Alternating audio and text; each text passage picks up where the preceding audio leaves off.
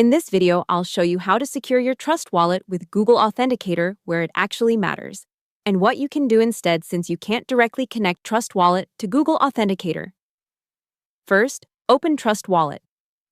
Because it's a non-custodial wallet, there's no username and password, so the app itself does not support 2FA apps like Google Authenticator. Your main protection is your device lock, the app's passcode/biometrics, and your recovery phrase. To secure the app, go to Settings Arrow Security or similar, and turn on App Lock/Passcode. Enable Face ID/fingerprint if available.